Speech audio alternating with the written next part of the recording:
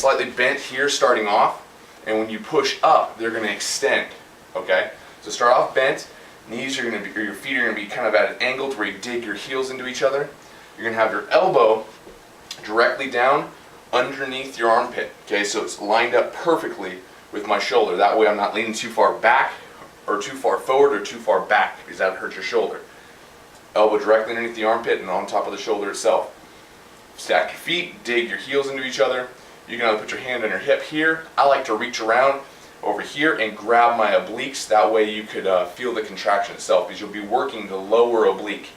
And you're also working a little bit here as well when you contract, but you're working a lot of the lower oblique itself. So you're going to push up. They start off bent, but when you push up, your legs lock out.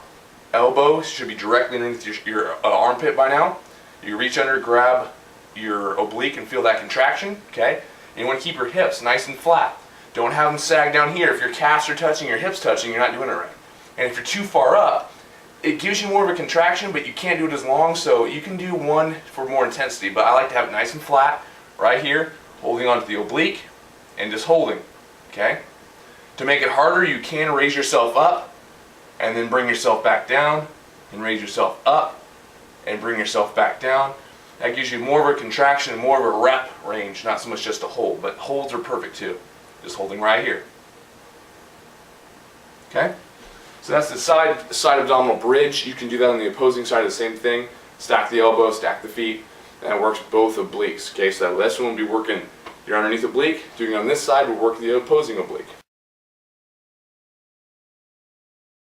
This next exercise is called the reverse touch. It's pretty similar to body pikes when you're piking yourself up in the previous exercises I showed at the beginning of the video. But rather than doing both your legs coming up with both your arms, you're going to be bringing up one leg at a time with both your arms. Okay? So it looks like this. You're going to reverse back and forth. So you can either do left leg with both arms, let it down, then a right leg, and then left leg, and then right leg. Or you can do all your reps, say 15 reps on your left leg, coming up and down, and then revert to your right leg, going 15 reps. It's up to you. You can switch it around a little bit, keep it different. Muscle confusion is very, very important when it comes to exercises. You'll see a lot of that stuff in P90X. It's a great program. I love that stuff. P90X also reverts back to a lot of muscle confusion exercises, so I definitely approve of those stuff. The P90X program is great. But this is kind of the same idea. You want to be able to keep yourself occupied with different exercises every time you train. So you can always try to switch around the reps and sets, and also the order they're in. That way there's a little bit more muscle confusion for your abdominals. Okay? So the reverse touch, like I said, is like the body pike, but you're doing one leg at a time. Okay, see if my hands don't hit this time. Hands are of course in diamond position. Legs are out in front. Okay, you're going to keep yourself, you can have one leg down and one leg up. Okay, that way one leg's the support leg and the other leg's the ones can be doing the actual exercise. This is how you would do it if you stay on one leg. You're going to bring your hands up.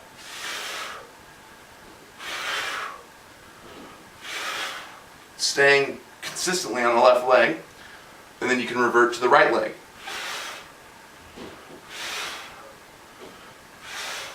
Okay? Or you can do back and forth. Okay?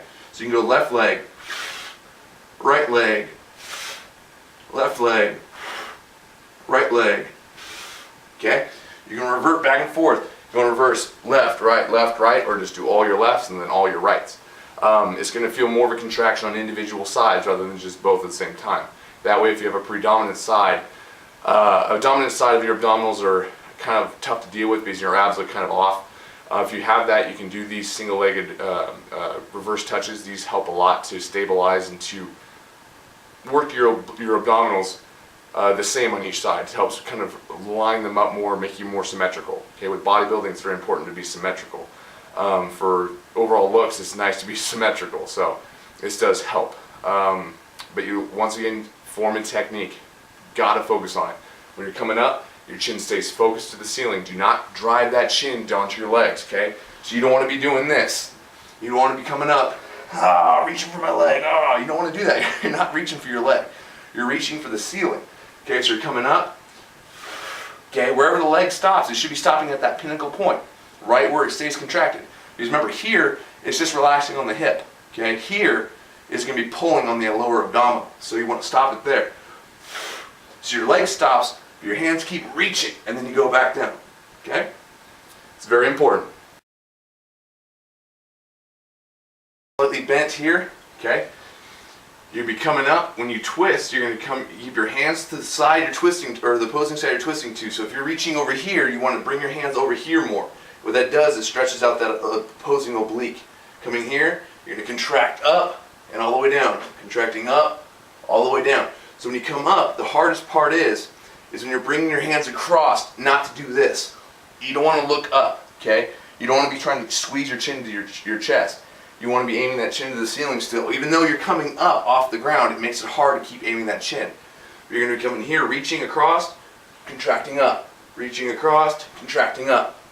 Okay? And vice versa. You're going to be coming to the side, and you'll be contracting up. Okay? Reaching across, contracting up. Okay? You can also do it single-handed. Now this one you can put your hand on your head, okay? But you want to be able to have your hand to the side of your head, like this, okay? Or here.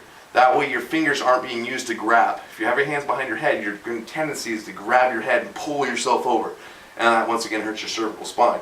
So have your hands here, have your hand on your oblique, you'll be contracting across, contracting across. Okay, you'll feel that more on one side, the opposing side.